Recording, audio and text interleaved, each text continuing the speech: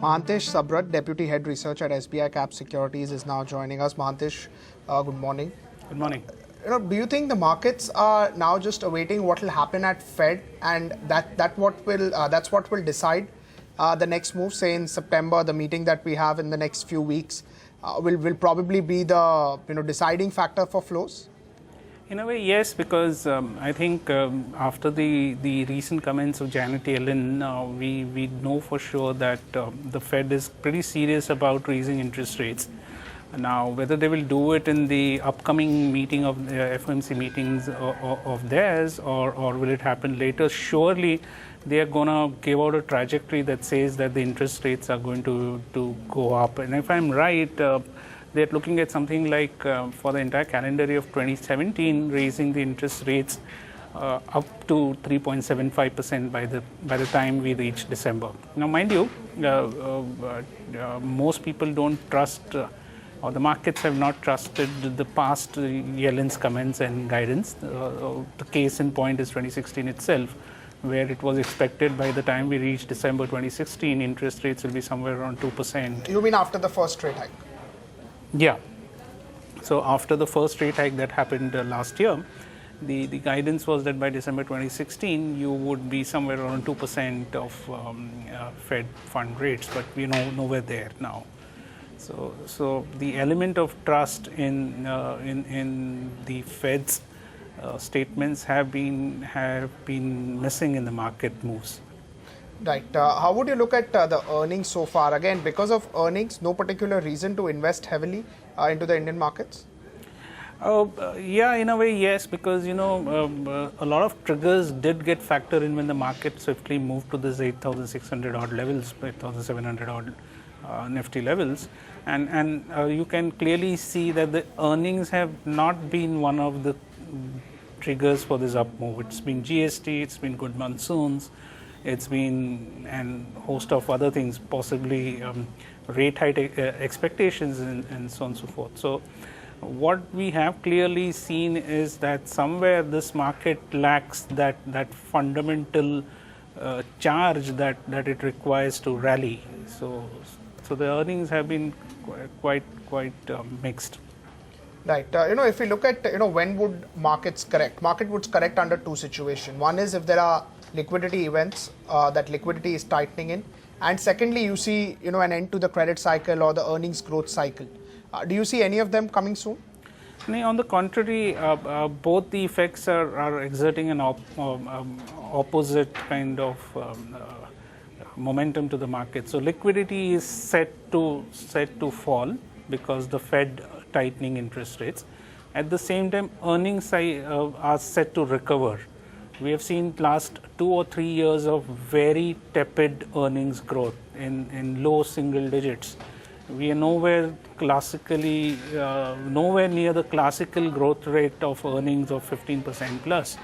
So the earnings are recovering, are likely to recover as we move ahead, but liquidity is going to tighten. So that's going to be a heady mixture for the markets to really digest. Right. As far as earnings are concerned, or the recent flows are concerned, one has to be cautious at this level to go ahead and take fresh calls, or how would you look at investing from here on? So at least for the next few odd months, maybe 3 months to 6 odd months, one has to be very, very defensive. One has to be in known, large, trusted names when it comes to investing. So you have to move away from the crazy valuations one can see in certain mid-caps to steadier valuations. They may be expensive, but steadier valuations in the case of certain large-cap companies. Right, so, but at least a move from mid-cap to large-cap after mid-cap outperformance for last 24 months is something which is needed? I think it is needed because when the earnings cycles recover, what typically happens is that the earnings recovery is led by the large caps, is led by the bigger companies in various sectors. So large caps will start doing well in terms of their earnings trajectory. They may appear expensive right now, but then they will surely get a premium for those earnings recovery, and we foresee that happening in the next 3 to 6 months. So how would you essentially play this? What would be your top large cap picks? Let's start with probably the names that are trading at high valuations, and then we can look at companies which are attractive, but probably earnings growth is not expected to be that good. So large, expensive valuation, large companies one can immediately think of an HDFC Bank.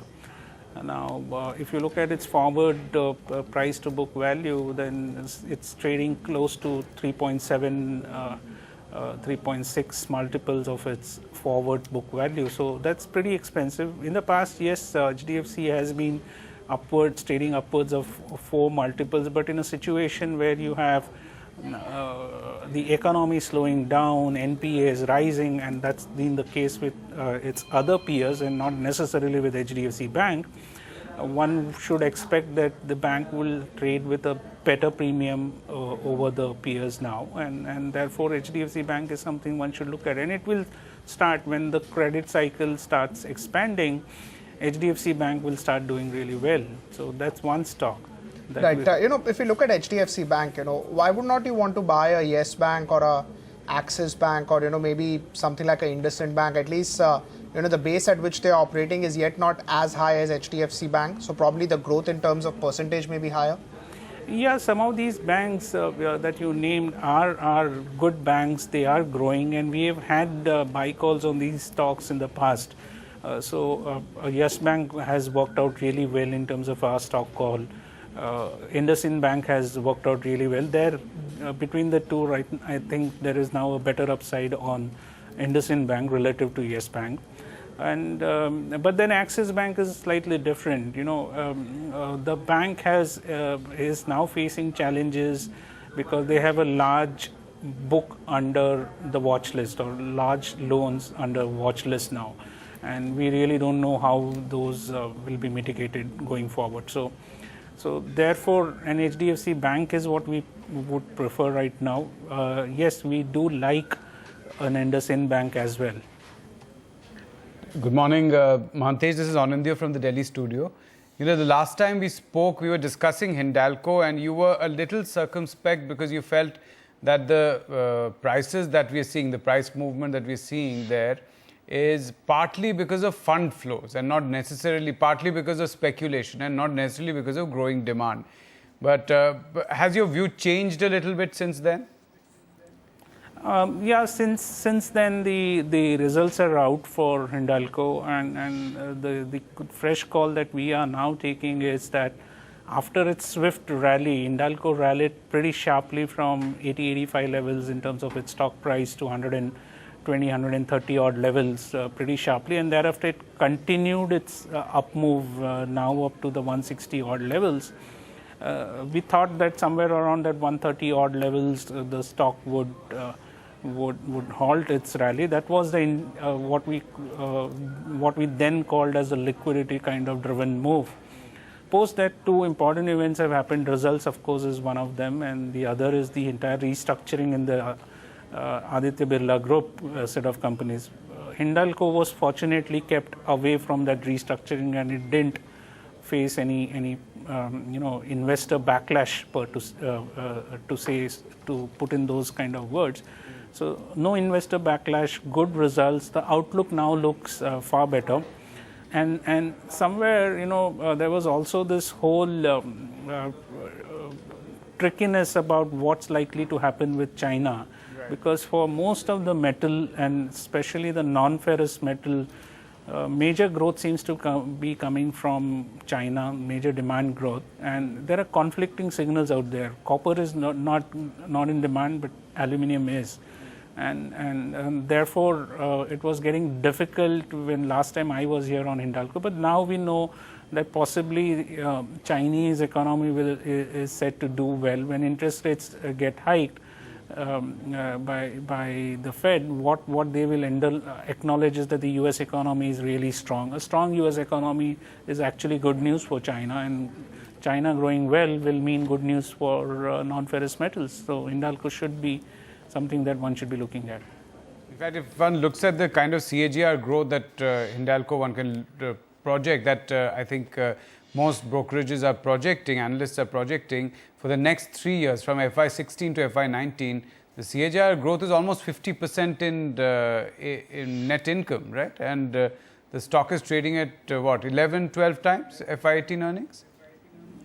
It is undoubtedly very cheap. Yes, the earnings forecast are pretty strong, and one of the upgrades that has happened in the recent cost has got to do with the pricing upgrade itself. That means for Hindalco, there are two upgrades that one typically look at. One is the volume upgrade, which is what I was trying to refer to in the earlier bit of my conversation with you, that volumes are growing up. Now there seems to be price sustainability, and therefore resultant earnings growth is very, very high. These are commodity stocks, so Hindalco, when you have such high growth, for commodity stocks, a 10 level multiple is also expensive. We were talking about expensive valuation stocks in the first part of our conversation. So Hindalco is also in that respect an expensive stock by its own historical multiples, but now the growth is pretty strong. The earnings recovery is going to be pretty strong for them. Right. I mean, it's expensive by historical standards, but if one looks at the fact that it has been doing badly and the recovery that is likely to come through both the, let's say operating leverage or whatever you talk about, then by that logic, it's still not expensive, right? No, I think a company like an Hindalco, which is heavily indebted, will first allocate, or from a shareholder's perspective, the debt holders will have the first charge on the earnings that come in. That's true. Right before the shareholder gets it, and therefore such highly indebted companies theoretically will trade at cheaper multiples relative to the market. Okay. Did you manage to see the DLF numbers? No, not really. So I wouldn't be able to talk about it now. Okay. The last time you came here, we spoke about Infosys, and Infosys did its analyst meetings yesterday. Did you manage to hear anything about it? Yeah, so we have also put out our update, and the good news is that the earlier fear that we had that possibly Infosys will see earnings pressure as they go forward has been partly mitigated. When I say partly, in the near term, the growth challenge still exists. So there will be a softer quarter-on-quarter growth in September. But from a medium-term perspective, that means we take a 1 year to 2 year kind of view. Infosys doing a lot of right things currently, and that should help them start doing better and better in the oncoming years. So therefore, it remains a buy for us. Post that meet, we have maintained both our earnings estimate and our earlier target price call of 1300. So it stays put.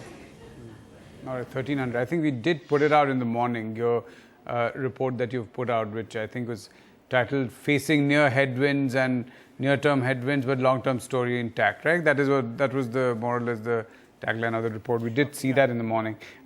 So would Infosys be your key pick there? Because I think currently of the big cap space, it's probably one of the cheapest that you could get.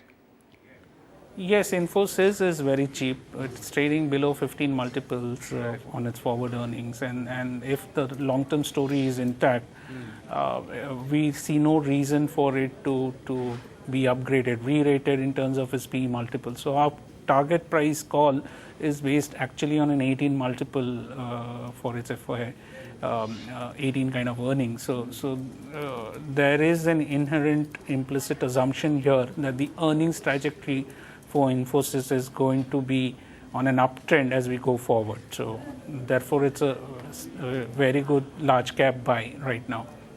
Okay. Do you have any coverage in the mid-cap EPC kind of play? Like we saw Ashoka Buildcon give out their numbers yesterday. We've seen quite a few glowing reports about it. That we spoke to the management, I think a couple of months ago, and they seem to be quite optimistic, but the numbers are not that great. Are you a little worried about the EPC space suddenly?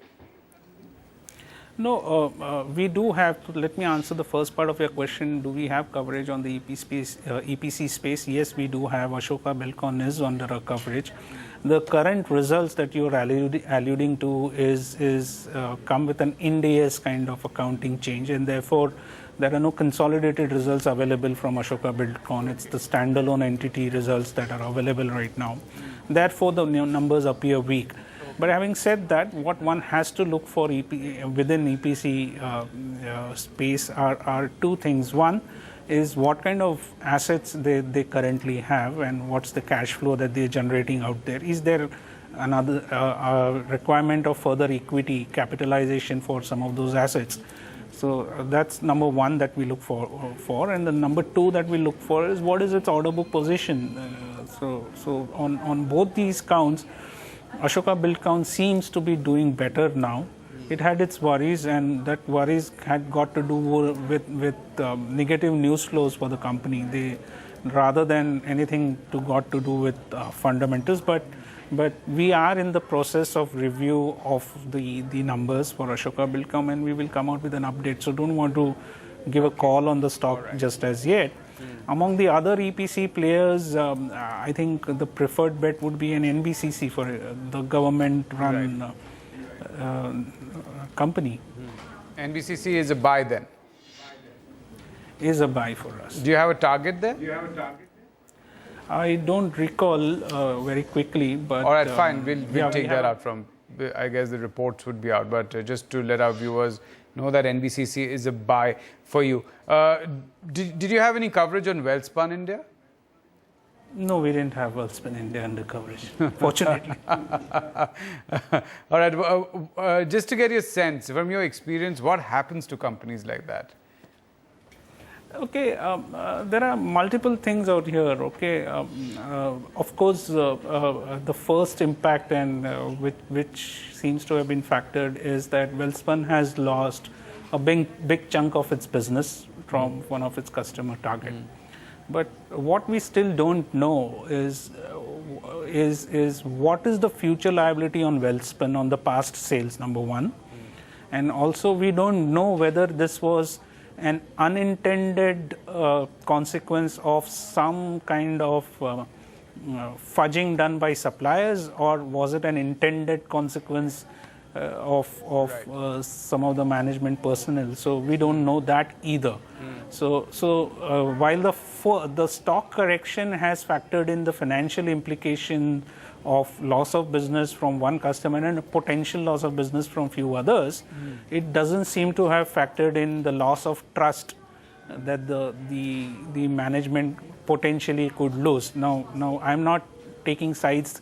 I know that the management is undergoing a process of review right now to ascertain where exactly this whole thing, where exactly the Egyptian cotton got converted to normal cotton. So we don't know the outcome of that investigation just as yet, but if that outcome hints or suggests that there has been some intended, you have kept things under wraps, then the stock will collapse further. And one of the problems in this new world where you just go onto Google and you type Welspun India, and you'd probably for the next 3-4 years always get this right at the top on Google, and that itself, getting that off Google will take you a long time. So I think that's a big blow to essentially be hit by, in terms of your credibility, is a big blow. Okay, are you opening coverage on Trident, for instance? No, we don't. We have very limited coverage on the textile space currently. So we have Vardhaman under our coverage. We have Nandan Denim under our coverage right now. So these are recent initiations for us, and therefore we don't have much in terms of textile coverage. How bullish are you on auto? How much do you think that auto will continue to rise? Because that entire the reason I'm asking again is that the 7th pay commission, the payment got delayed, and now it's going to come as a lump sum. Earlier we were saying that this lump sum effect will not happen that we had last time, but now there will be a certain amount of arrears which will come in as lump sum right in the middle probably of the festival season, at the time when you get discounts on consumer durables or even perhaps on cars and stuff like that. So is there a case to be bullish on auto, continue to be bullish on auto? There are two parts of your question actually. When an analyst becomes bullish on any particular sector, then there are two things. That earnings have to be pretty, the earnings recovery has to be pretty fast. Right. And at the same time, the valuation should be cheap. Unfortunately, in the auto space right now, much of the earnings recovery that we are about to see is already factored in the price. Yeah. So therefore, currently, if you look at our various calls on the stocks, then we have two sell calls actually right now. Okay, one is on Ashok Leyland and the other is on TVS Motor. And we virtually do not have a buy call right now on the auto because things are pretty much expensive. Maruti is a hold for us. Hero is a hold for us. Bajaj Auto is a hold for us. And therefore, from an analyst perspective, it is not easy to be bullish when the valuations are so high. So let me take Maruti for instance. Maruti, let's say that one expects about a bottom line of about 7,000 crores in FY18, right? And on a consolidated basis, moving up to close to 8,000 odd. Now, if I look at that growth process, then Maruti is obviously at about 20, currently trading at 21 times. On a PEG ratio basis, it will probably 1.4, 1.5 times, which is obviously expensive. But again, what I'm asking you is that, is there a case to actually give it an earnings upgrade, given that the way in which the seventh pay commission money is going to come in is actually going to have that same lump sum effect that we had in the previous pay commission? Is there a reason to say that, okay, FY18 earnings are actually going to go up now? No, if you look at the analyst expectation, including ours itself, then the earnings are set to recover. The volume growth is going to be far higher in FY18 than in FY17. Seventh pay commission effect or a muted seventh pay commission effect, whichever way you look at it. It's going to be the year, FY18 is going to be the year when the volume trajectory is going to be far sharper in terms of its rise for Maruti than anything else. And that's got to do with the new Suzuki plant coming up in Gujarat. Right. It is expected to be functional by December, January. And it will add a great deal of volumes to Maruti. So basically, for us, the year when we forecast Maruti, we are looking at FY18 as the kind of year, not really FY17. The seventh pay commission's effect in terms of lump sum effect will be seen far more pronounced for white goods than really automobiles is what we foresee right now. Okay. And even within the automobile space, the place where the pay commission effect will be seen is in the small car space. Now, that's a space where it's becoming more and more crowded. It's not Maruti alone with over 80% kind of market share out there now any longer.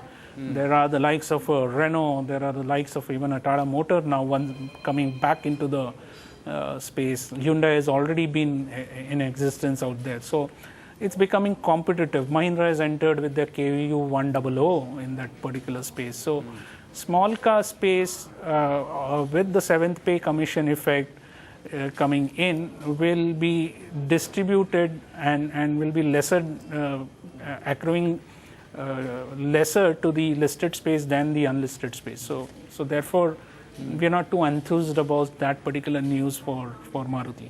Okay. Let me ask about consumer, durables, the smaller white goods kind of things. Do you have any picks there?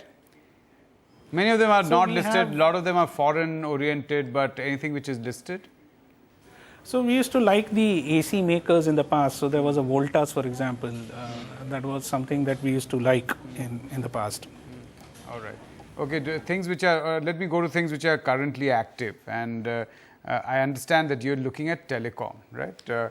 Now we've seen that what Bharti has done to cut its 3G, 4G rates dramatically. Of course, you still have to be able to make that call. Connectivity is so poor that you can get that. You still might not be able to make that 3G call. But what is the outlook? Is there going to be a massive churn, blood shell with Reliance Jio coming in, or are these cost cuts actually required for the growth to take place? No, this is interestingly another space. I will try to bring in the earlier part of your question on 7-pay commission here into telecom, because white goods also would connote mobile buying, handset buying. So we're going to see increased penetration for telecom. With 4G coming in, yes, there will be a bloodbath in terms of pricing, but then look at from a telecom operator's perspective, all that is sunk cost. Whatever they have invested or whatever they're going to further invest in spectrum now is in a way sunk cost.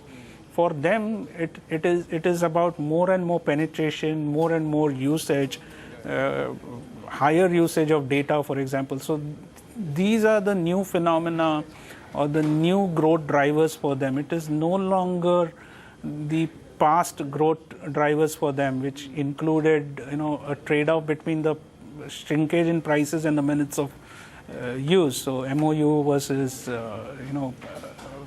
charges per minute or charges per second. Now it is more about increased data penetration.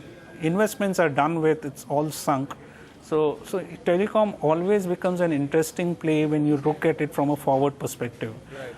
If you have not taken any exposure to the sector, now is the time to really take an exposure in the sector, because it is going to explode in terms of its growth, irrespective of the bloodbath that you are forecasting. Right.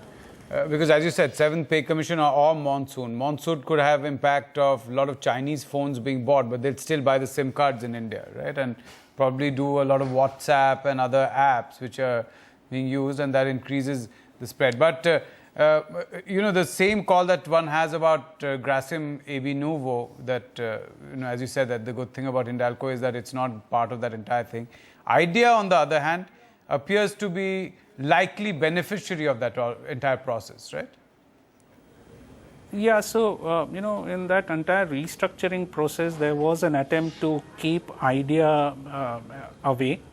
Although, AB Nuvo as a stock got affected, AB Nuvo derives much of its valuation from Idea itself.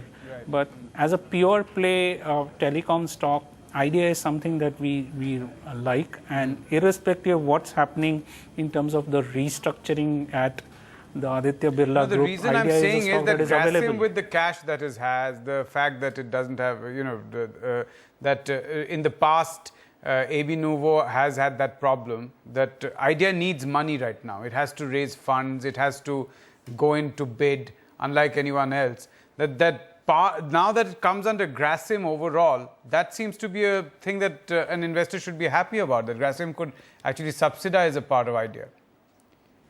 Yeah, you are right that Idea requires huge amount of cash for the upcoming spectrum auction, and therefore this restructuring had an element of making Idea receive those cash from Grasim. But having said that, even on a standalone entity basis, Idea had the wherewithal to raise either its own funds from the equity markets or from the debt markets. So from that perspective, of course, this restructuring benefits Idea, but we never foresaw any problem of funding for Idea in the past. So Idea is a buy, right? Yes. Between Bharti and Idea and Arcom, which one is your top pick?